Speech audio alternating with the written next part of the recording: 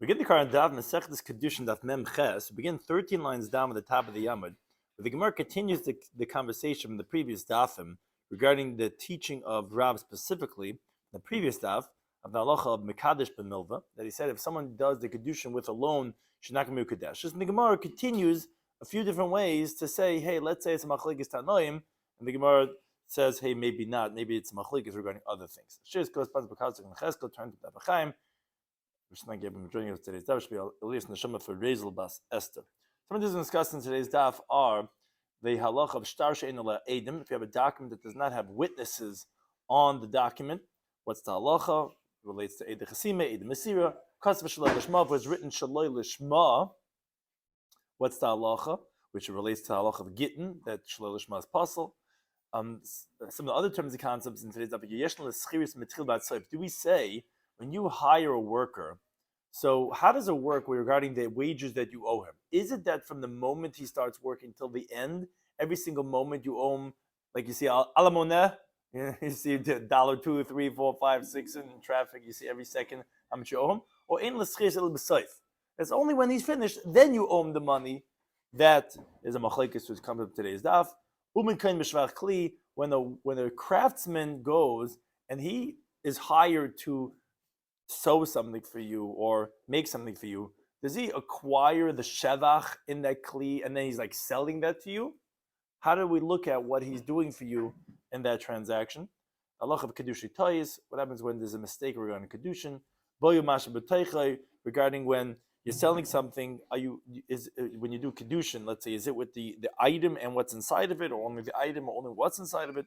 And the concept of Mar Malkamila, which takes us into the next daf, regarding that, when I told you to do this, I didn't mean specifically that. I was just giving you a coordinate. I was just telling you, like, Amar Makam, a place to, like, look where to go, but I didn't mean necessarily specifically that.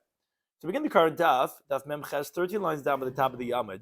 We had mentioned on the previous Daf the teaching of Rav. The Rav said, Mekadesh B'milva, if you say, hey, you owe me anyways $10,000, instead of paying me back, let's do the Kidushin with that. So Rav said, no, that's not going to be a valid Kidushin, because how can you do Kidushin?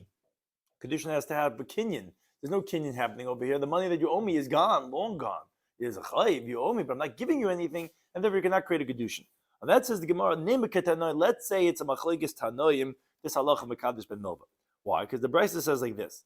His kachli b'shtar. If let's say the man tells the woman, be engaged to me with this document. Remember, it says, Eina mukadeshes, she's not engaged, and that is even if the piece of paper is worth a pruta, because her intention to be engaged is not in the pruta's worth of the paper, it's only in what's written inside the paper. So therefore, there's not going to be a Kidushin according to a mayor. He says, no, Mekadesh, she can be engaged. And even if the paper is not worth a Shava Pruta, as Gemara is going to explain the reasoning later on, either because Mekadesh B'milva is Mukadeshes, and this is a loan document, and therefore she's engaged, or because, as we're going to shortly explain, a different pshat. But Rabbi Lazar says she can be engaged. The sages say, no, Shaman is a niyar. We actually evaluate the piece of paper because her intention is not only for the content of the paper, it's the piece of paper itself. If the piece of paper itself is worth a pruta, because of the paper shaboy, not because of the what's the content of the idea. But if the piece of paper is not worth a pruta, then she's not going to be engaged. Okay, that's the brisa. Says the Gemara. Why am I saying this in machlekes tanoim of Rav's halacha of Mekadesh b'milva? Because how are you going to translate this halacha? What is the shtar that the man's giving the woman? If it's a loan document from others, meaning he has that Reuven owes him $5 million. Here, I'm going to show you how much I love you. This I'm going to give you. You get the $5 million document. If you recall, we mentioned on the previous daf, Remeir in a different brisa said his kachali b'shtar chayv, that if he told her, we had 4 different interpretations of what was that case of shtar chayv, but be that as it may, Remeir had said that if he's telling her, here, take this loan document, someone owes me, Remeir said she's going to be engaged.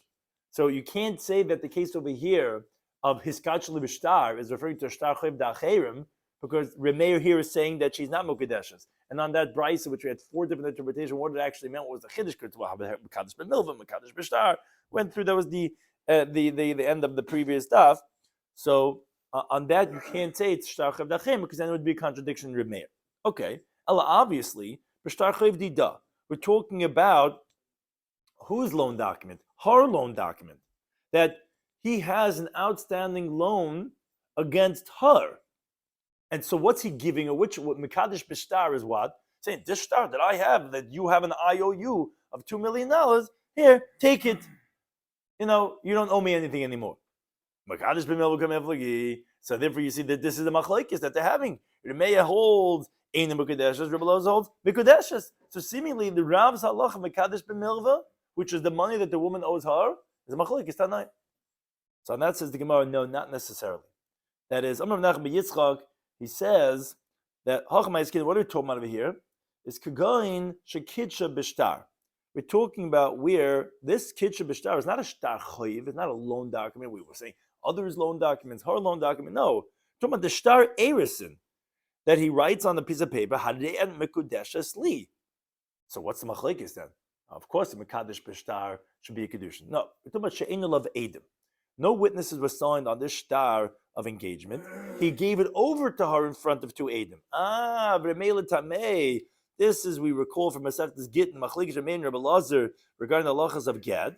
May goes according to his sheet, to his opinion. The Amad that he says, what creates the creases? What creates the severance of the Ged? It's the witnesses signed on the document. You have to have Edim in the Ged. Rebbe Lazar Tamei goes according to his reasoning, and these are mamash those two Tanoim, which we've quoted so many times.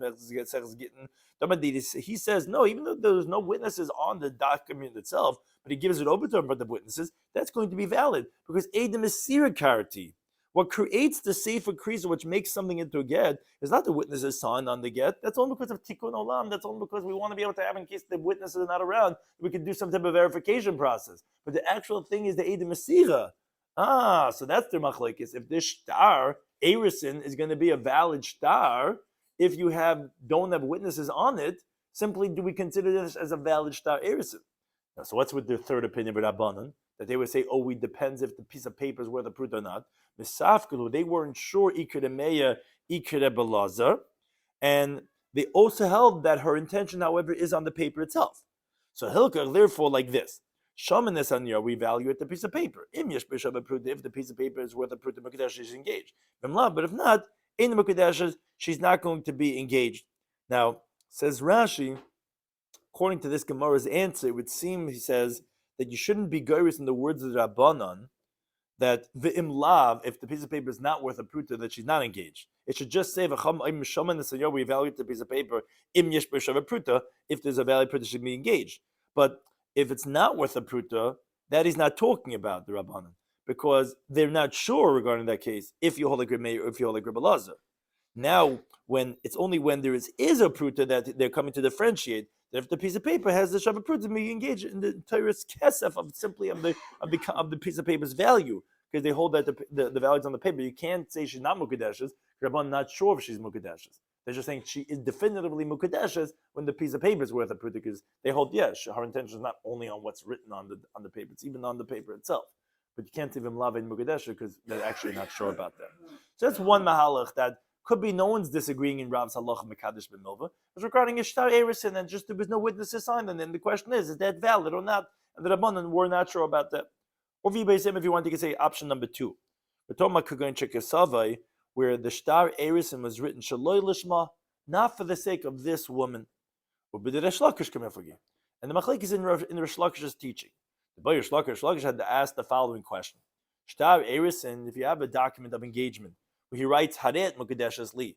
But Sheksav Shalol Lishma wasn't written for this woman. He just wrote Haret Mukadeshes Li. He's like, the first woman I get, I'm putting on my Facebook page, says I'm going to go to the woman number 7, and that's the one I'm going to propose to. It wasn't written for this specific woman.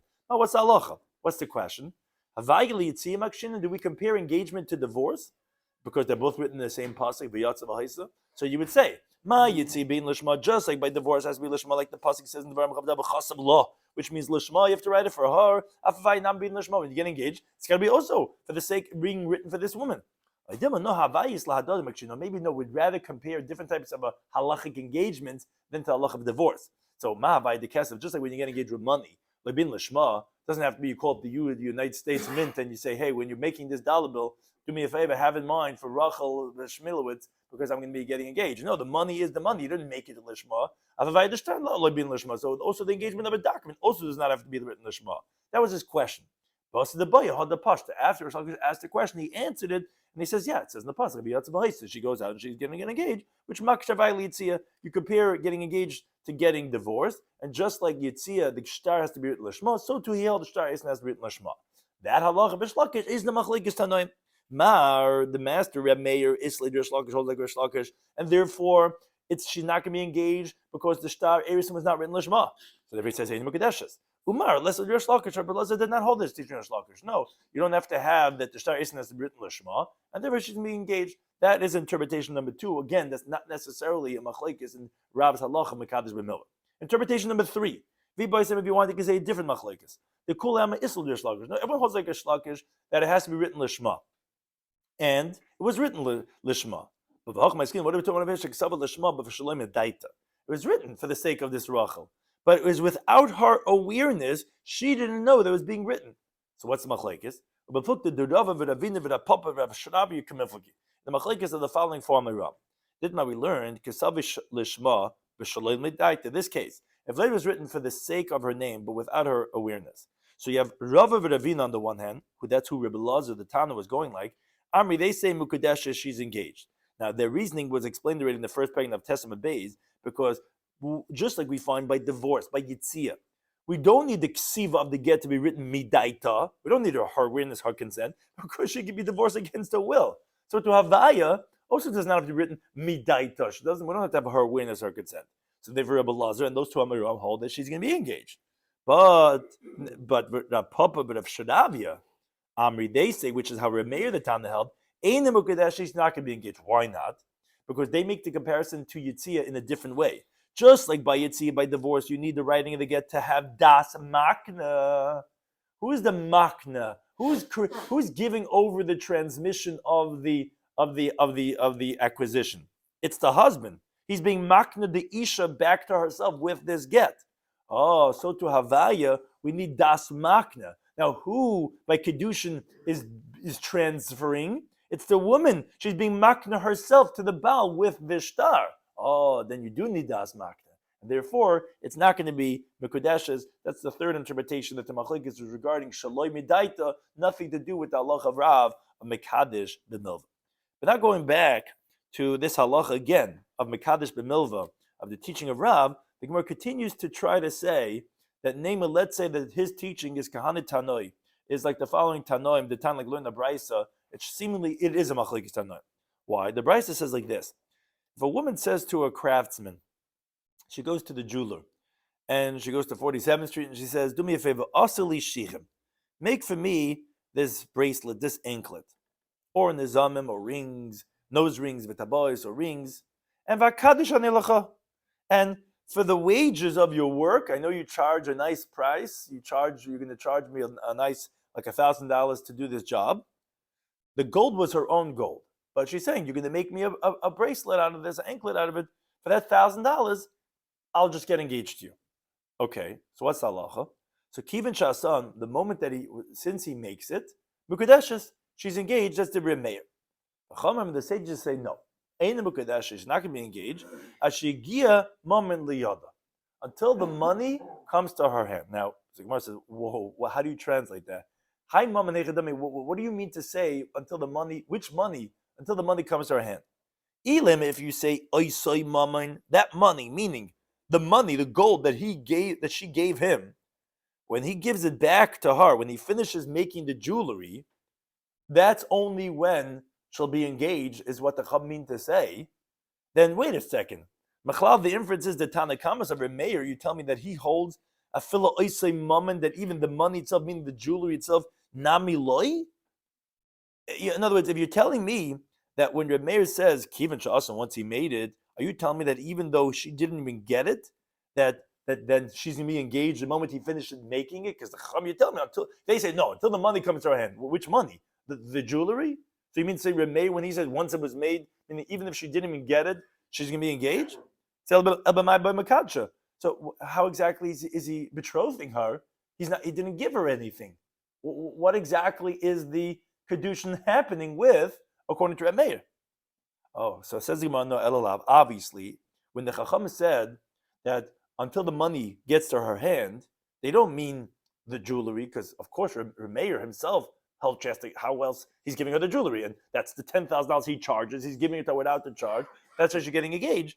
What does Remeir? What does the Chacham say when? No, we disagree. Only until the money comes around. Must mean b'maman acher, other money. Meaning, what we hear from this is that b'mekadesh b'milva kol miflagi, that they're disagreeing regarding the halacha of could you get engaged with a loan. Now, what are you talking about? What loan is there over here? So I'll explain to you. The Savri, they hold like this. The Kulei Alma, everyone agrees that the halacha is yeshna l'schirus mitchilavat seif. That when you hire a worker, his wages is from the beginning, ticking, until the end. Meaning every single pruta, when he finishes that pruta's worth, the one who hired him owes the worker for the wages of that work. So it's like clock, the national debt. See as it goes or whatever. So every dollar is like okay, and like we said, it's on the moneh. So therefore, when he gives her back the jewelry, what happens is like this: v'hava milva. That means to say, really, it's a retroactive loan on this money. By the time he finishes, you already owed it to me. It's not now that you owe it to me. You owed it to me 3 hours ago, 4 hours ago, 5 hours ago. Every time I did a pruta's worth, you owe it to me. Now, that's essentially what a loan is. A loan is money that's owed to another person. This worker, if you say yesh lo schichas mitchil batseif, that as he's working, you owe. Now, okay, you're backlogged. That's what a loan is. You owe me that money. So my love says, what's the machlek? It's like obviously like this. The Mar Saber and Meir held Hamikadosh b'milva mukadeshes. The reason why he says that you don't have to give other money to her, you could just give her the jewelry back, because even though the money is owed as a loan, it's okay. He holds Hamikadosh b'milva mukadeshes. But a Mar Saber Chacham held that no, Hamikadosh b'milva ain't mukadeshes. That if you get engaged with a loan, it's not mukadeshes. Isn't that seemingly the machlekes in the halacha of Rav of Hamikadosh b'milva? Says no, not true. The kulama that everyone holds Mekadosh b'milva ain't mukadesh. It could be everyone holds like Rav that you cannot get engaged with a loan. But over here, the machlekes is b'yeshna l'schiris mitchila batsev k'meflagi. That do we view that the wages are starting from the beginning till the end? That is exactly what they're disagreeing about, as the Gemara explains. Marsa b'meya holds as we continue to Beis that ain't l'schiris el b'seif. No, when he gives it back to her, that's when you owe me the wages. Oh, that's for the purposes of Kidushin that he's being meichel to her. So there's no loan when he's giving it back to her. This is something that's being given right now. I'm giving you this value right now. It's not backlogged. It's just right now that it's happening, and therefore it's not a mekadesh ben milva, and therefore it could be mukadeshes. But a Marashav Chacham hold that no yesh l'schir is mitzchil b'asayf. It's cumulatively owed the wages, and so essentially it's for giving a loan. And therefore, Makadosh b'milva, everyone agrees it's not going to be Mekadesh. Machlek is this only. How do you view schiras? Do you view it mitchil b'tzayif, or do you view it elo l'b'tzayif? That's one interpretation. How it's not necessarily machlekes in Rav's teaching. Or some of you want to say a second pshat. No, the kulam everyone agrees that yesh no l'schiras mitchil b'tzayif, which was the difficulty. That would sound like it's a milva, right? If you say that it's from the beginning to the end, that means you owe me. So how could he go engage her with that right now? And still the Mekadesh b'milva and Mekadeshes, and still they hold like Rav that no, you cannot get engaged with a loan. So what's the machlekes? Over here, very interesting concept. Do we say that a craftsman acquires the increase of value in the vessel that he's working on? That's what they're disagreeing about. In other words, over here, it's where this guy wasn't hired as a laborer. I'm going to charge by the hour. We all know when we hire someone to do a job. Are we charging by the hour? That's my fee? But he has a lien on it. It certainly has a lien on it. That's like a mechanical lien. In other words, you're right. It's not on this. Right, so here we'll see it's not necessarily even just a lien. It actually might be something that he owns, because here we're talking about a kablan. A kablan is a contractor, or in other words, you're hiring for the job. He said, look, I'll take care of the job. I'm going to charge you for the job a certain amount of money. Now, what happens is, when you have a uman, a craftsman that's a kablan, when he makes this better, you gave him a board, right? He says, I'm going to make this into some type of a dresser. or he makes from the gold, he makes a kli out of it. So he is selling you this ornate item. He is kinda to be zoich in the kli when he makes the shvach in it. That's the machlekes. How do you view the shvach in the kli? Marasaver may held umen kinda b'shvach kli. A craftsman, he acquires. It was his own doing, right? You gave him something, a gold piece, a bar of gold. We're in the state of New Jersey. You could find some suit pocket, bars of gold. He gave him bars of gold, and he said, "Okay, fine." Now that's all it is. It's just bars of gold. Now I'm going to make for you a huge plaque made out of gold with beautiful lettering. Now that shvach is mine. So here you cannot say there's no schirus mitchil because whatever he made it better is not a loan on the owners. It's in the kli that he's zeicha. When he gives it back to him for a set amount, it's like he's selling it to him. He say, "I'm going to sell you now. Yeah, there's gold bars that are yours, but that's just bars. I made this beautiful thing that I'm selling you right now." So that's the opinion of Remeir, why it's going to be as valid when he's giving her back the jewelry, because he's selling her something. He's giving her a value of a $10,000 value of what he made out of that gold. But hold that no, the craftsman doesn't acquire anything in the shvach, and therefore it's just like any other schiras. Yeah, he's getting paid, just not getting paid by the hour, getting paid by the job, but still he's getting paid, and therefore as it was owed every moment that you're working, and therefore it is a loan, and therefore it cannot be mukadeshas, even though it's only getting paid at the end. But ultimately, it's however he made the ratio. It's as he's working, you're owing him, and therefore it is a milva, and therefore they hold it's not going to be mukadeshas. That's the second interpretation. A third interpretation is v'baisim. If you want, you could say the kulam according to everyone. No, ain't umen kain b'shvach kli, which makes it more difficult, right? If the umen is not kain b'shvach kli, then essentially it's like a schirus, and then it's like again, it's and v'yeshna schirus mitzchil batzayv, and still they both hold that it's from the beginning till the end, which again is going to make it into a milva, and still they hold mekaz milva in mukadeshes like Rav, that it won't be mukadeshes. So the question is, wait a second, how would Rameh hold mukadeshes? You're telling me it's not a kain shvach, so it's a milva. You tell me that it's a milva because it's the schirus from the beginning till the end, and you hold mekaz milva doesn't work. What we're talking about here is we're talking about where he added a gemstone of his, added something of his own to the jewelry item that he's giving her. The Marsa Rameh held when there's a milva upruta, when in the Kidushin there's a loan and something else of a pruta, his intention is on the pruta, and therefore that's what he's giving. He's giving that gemstone that he's going to be Kadisha with that, and therefore he's going to be Kadeshes. You're right, not on the ring, because the ring itself was a schirus, and it was mitchil batayv, and if it's a milva, and you cannot be Mekadesh with a milva. But it's with the gemstone. No, daite a milva. When there's a Kidushin with a milva or pruta, your intention is on the loan. And again, on the loan, you cannot make a Kidushin, because like a halach of Rav, which is a bepuk that the Tanoim, we find this machlekes elsewhere, the following machlekes Tanoim. It's time like learn the Brisa. The Brisa says, if let's say the man says to the woman, "B'schar shasisi imach," with the wages that I did for you, I want you to be engaged to me. So it says the Tanakama in Mukadesh, she's not engaged because again, that's like a loan. She owes him for the electric job $3,000, and he's like, you're a good woman. I saw how you were with your kids. Let's get engaged.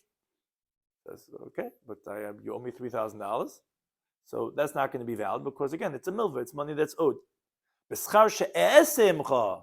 He's coming to take an estimate over here. He says, "Oh, Mrs. You, this is a big job. This is at least $15,000. $15,000 worth of work. I can't. Jesus Christ. You know what? I'm a bad shlich min habucha. The $15,000 job is on the house. It'll be the Kidushin." Says the Tanakh, she's going to be engaged. Meaning, when he finishes the job and he gives it to her, or let's say he's doing something they can give her. He'll do the work on the car or whatever. Where he holds the schirus is only libesayf. So all the work that he did, when he gives her the car, he's giving her something of value then at the end. That's a Tanakama. Nosnaim, he says, no, even b'schar she'esei macha, even with the wages that I'm going to do for you, ein mukadeshes, she's not going to be engaged, because he holds the schiris is mitchil vatzayf. So as he's working, it's building up the bill. And when he's finished, it's all a milva on what was. So you cannot do a kedushin even with what's going to be. I'm sure it's not going to work in the wages of what I did do for you. You can't pick up your car until you pay the bill of that $6,000, carburetor and this and that, transmission, whatever. So that's for sure not going to work, because once you already finished the job, that's a full-fledged loan that's owed, and you cannot be mekadesh b'milva.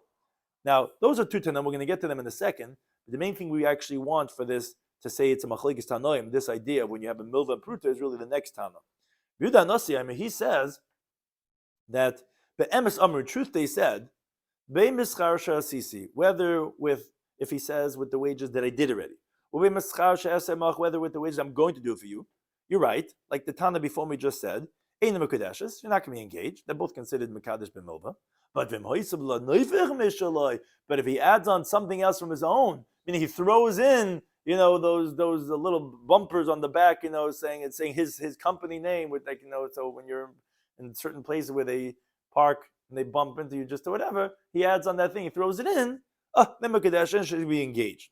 Okay, but the inference is that Ibn the previous Tana held that from the fact that he doesn't say that even if he adds on something from his own, he adds on that little bumper protector, that she's not going to be engaged, because he holds when there's a milva upruta, your das is on the milva, which like the chachamim, and that Reb Meir would be like Rebbe, who holds that no, your das is on the pruta, which is on that little bumper thing, and therefore you would be engaged. So we see that this is the machlekes tanoim, as the Gemara is going to explain shortly, that this is what we wanted to say, the machlekes tanoim. So the Gemara explains now. Regarding the first Tana and the second Tana, Reb Nosson, the difference between them is schiris, meaning, like we explained when we were discussing those first two Tanoim, is schiris mitchil vatzayif, or is it only libsayif? That was their machlekes regarding mischar she'ese imcha. That is that considered going to be mekadesh b'milva or not? If you hold it's only libsayif, well, then I'm giving you something then at the end. If you hold mitchil vatzayif, then I'm not giving anything because it's a milva. That was the machlekes the first Tanoim. And then bein Reb Nosson and Rabbi Huda Hanasi, which was the main reason why I brought in this brisa, the last two Tanoim. The difference between them is this halach of milva pruta. When there's a loan and a pruta, a quarter, Marsaba, Reb Nosson held milva pruta daite milva. When you're giving a loan and a pruta, your intention's on the milva, which is like the chachamim, and therefore it's not going to work, because even though you say he's adding on something, but the main intention is on the $6,000 that I owe you, not on that 50-cent bumper protector that you gave me. What? Hardas, yeah. Well, it says daite, so it's interesting. The wording of the Gemara is daite. His das is on milva, so he's intending to give her the milva, not the pruta. That's what the wording. Yeah, you have to know if it's his or hers. The wording of the Gemara seems to indicate it's him. And ultimately, the Gemara doesn't seemingly come to the stana on the difference between polio and onus as far as the Sheva Pruta that is coming to her or is owed to her by their owners, by their working. It's no difference. Either way, that could be seen as a value of Sheva Pruta. Which value? In other words, a polio. So let's say you have a guy, a worker. A worker versus a kablan. Yeah. That was a previous Gemara's discussion, that one of the options we were trying to come to a conclusion that there's a real difference between the two, whether or not the contribution of expertise has more value. Right, that's right. That's a Gemara elsewhere, right? If I got right expertise or whatever. Yeah, there could be a difference regarding. There's a few differences possibly between the worker, hard labor, and the uman. But here the Gemara just wanted it for the concept of kain b'shvach kli. Is it we're going to consider it? Basically, the question was that we consider kablan like a soicher or not. Do we consider like he's selling an item, or like if he's just charging for the job instead of per hour? And the Gemara just finishes off. But Marsa Rebbe held no daite pruta. His das is on the pruta, which is for that extra bumper thing that he's throwing in. And even though he's pardoning the whole $6,000 she owes for the car, that's not the Kidushin, not with the milva. It's with that little pruta that he's giving. And therefore it is going to be a valid Kidushin. That was the third option. But again, we didn't show that anyone necessarily holds that this is the machlokes of Rab's teaching of Mekadesh B'mil, but we have many different interpretations to say what the machlokes actually was. The Gemara continues with the halacha, the next Mishnah, continue on the theme of, we had mentioned in the previous Mishnah, the words hiskachi. We said hiskachi, bitmorazu, hiskachi. So similarly, the Gemara says the same wording in the next Mishnah. If, let's say, the man says to the woman, hiskachi li b'kois zeh shel yain. Here, they're sitting down at a simcha, at a bar. He says, here, do you see this nice lady over here? Let me give her a cup of wine. He says, I want you to be engaged to me with this cup of wine. But v'nimtza shel dvash. Turns out that it was actually, there was honey inside. Go figure, it's probably Rosh Hashanah time. Or shel dvash v'nimtza shel yain. He says, hey, be engaged to me with this cup of honey. She needs for the challah of honey. He says, hey, a cup of honey. Turns out it's wine. Or bedin shaket says, hey, be engaged to me with this coin of silver. Nimtza shel zav. Turns out it's actually gold. Or shel zav. He says, be engaged to me with this coin of gold. But nimtza shaket turns out it's silver. Well, let's say he tells her, I'm a nashani asher. Says this big, entrepreneur. This guy says on the Kidushin that I'm a wealthy guy. It turns out Benimtzan is urim aman. This guy is one big bluff. Or Ani Benimtzan says on the Kidushin that I'm poor. He makes himself like a shlab. It turns out he's one of these gevirim. This guy has his banks full of money. Either one of these ain't a mekadeshes. This is telling him he's not going to be engaged because it's a tais. It's a mistaken acquisition. She thought it was on this, and it turns out it's something else. Shimon Lemi says an interesting idea. He says hita l'shvach. If he fools her for her benefit, then mukudeshes.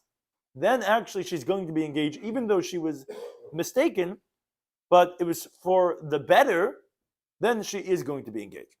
Now, obviously, the Gemara is going to discuss that. That would obviously be subjective. So the Gemara is a term in the Braisa regarding the case of the Mishnah. Let's say he says, I want you to be engaged to me with this cup. So we have three Braisas. Tanacha, the one Braisa says, the Kidushin is with both, with the cup and of what's the value, what's inside of it. I mean, they're both combined for the value of a pruta. That's one Braisa. But another Braisa, no. But it's only with the cup that the Kidushin is happening with, and not with the contents inside of it. She's not zeichen that, and that will not combine for the Shabbat pruta. And in a third Braisa, no, it's only b'masha b'toich, only what's the contents inside of it, but not with the cup. I think Gemara says v'loy kasha, and it's not a difficulty. It's not a contradiction. It's not a three-way machlekes. It depends on the case. So Rashi says differently than Taisus. Rashi says like this. He says ha b'maya. Regarding the case of boy, when it's the cup and not what's inside of it, is talking about when the contents are water, which is not significant, and therefore her whole intention was only for the vessel and not for the contents. That's regarding water. Ha b'chamra, when it's wine, it's only what's inside of it and not the cup, because people would drink and they would give the cup back. But the main thing is the content, which is the wine. And ha, the third one is bitziada. Either it means fish brine, which it's for many days to dip inside of it. What's that called again? The fish, from the fish. What? No, no one's eating that so fast. So the cup is needed to protect what's inside of it. So your intention is for the cup and for the content. Or some say that actually tziyara actually is like a pasuk in the Torah, yitzar, which refers to oil, which is also that you use after a long period of time. So therefore, that would resolve the three different cases. Rabbi Tam says differently. He says actually by water is boy masha b'teiche, because water is bottled to the kais. Chamra, wine, is only boy, actually the cup, and not what's inside of it, because wine is chashav and it's not bottled to the cup, but it's not so chashav to say that our intention is also on the wine. And betzira is what's inside of it, because what's more chashav than the cup, but not boy, because the kais is not bottled to the tzira. It's just interesting that how differently Rabbi Tam learns it up. But that's the resolution of these three cases. Simply because the Mishnah spoke about hiskachli b'kaizeh. Now we spoke about a case of mistaken identity, but once we said hiskachli b'kaizeh, so we spoke about a different hiskachli b'kaizeh. What does it mean even? Meaning the Gemara is almost explaining when you say hiskachli b'kaizeh, what do you even mean? Our Mishnah is saying you made a mistake. Hiskachli b'kaizeh, which was yayin, turns out it was dvash. But what do you even mean when you say hiskachli b'kaizeh? Sometimes hiskachli b'kaizeh means the cup, means only the content, and something that means both. So it's very important, actually, the Brisa to qualify what does, because actually, like when the Mishnah says, because there's yayin and nimtza shel dvash, what did I mean shal yain? I didn't mean yain. Maybe I meant the cup. I meant the cup. So what's the two is nimtza shal dvash, if it's all about the cup. So it's very important to know how to qualify what do you mean when you see iskachli b'kaitz zeh. Now the Mishnah then said, so interesting wording of Reb Shimon, he said, im hitta l'shevach, if he misled her for the better, so then that is Mekadesha, she's going to be engaged. So the Gemara says, really?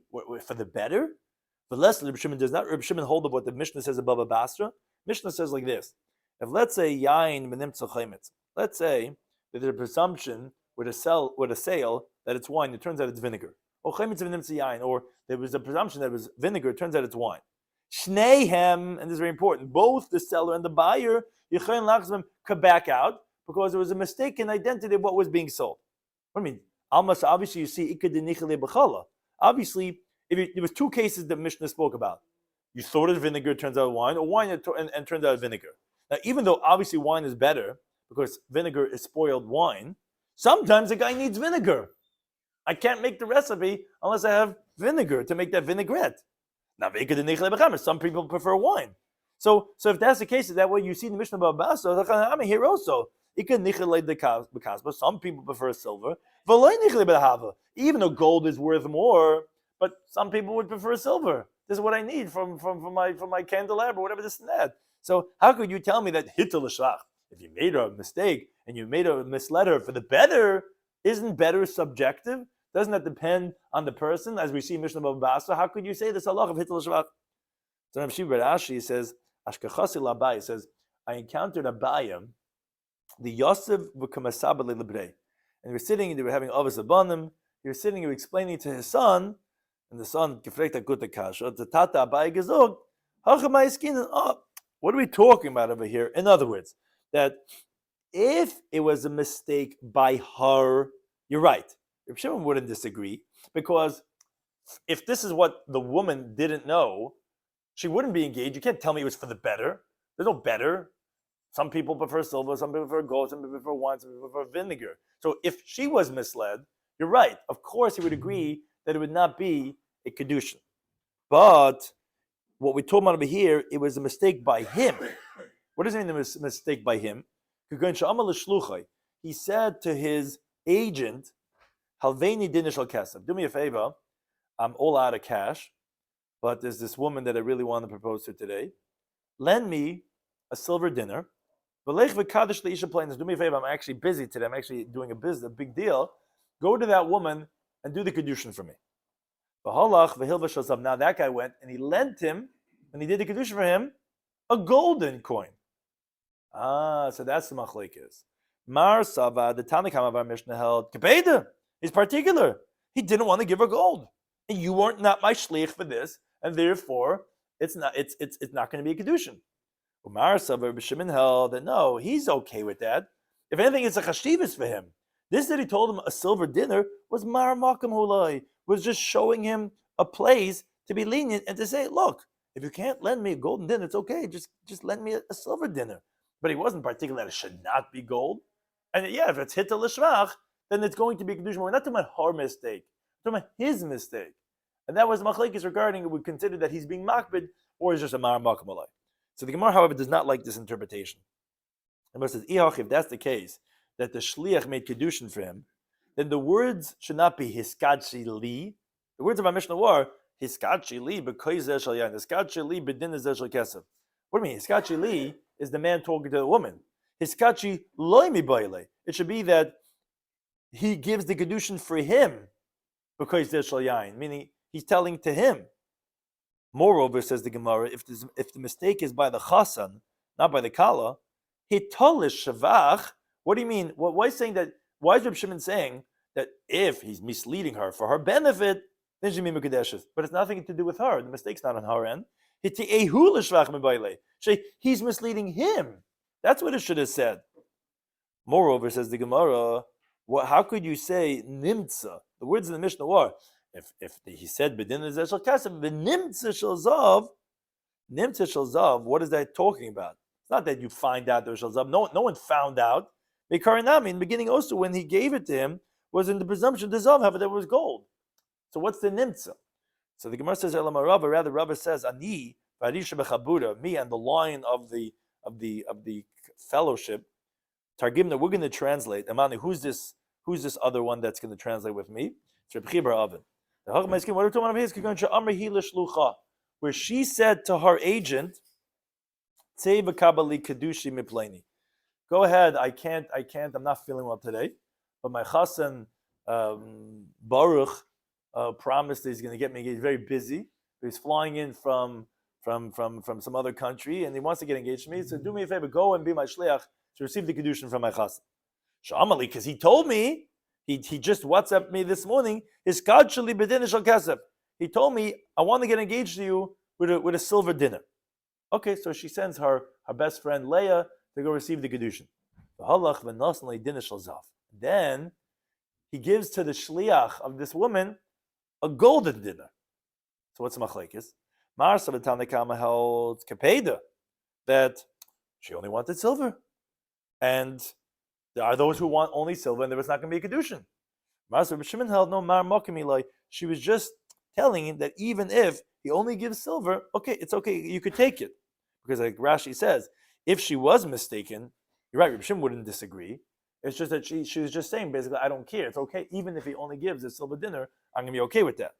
My nimtza, so what does it mean that it turns out, if originally that's what it was? It's just because the Kutayr Bivlisa, when this chassan gave it to the shliach, it was wrapped in a cloth. And she's all excited, it's in this box, and nimtza shalzav, she opens up and she says, this is not what I had ordered. He told me it was going to be silver, and it's gold. I don't like gold.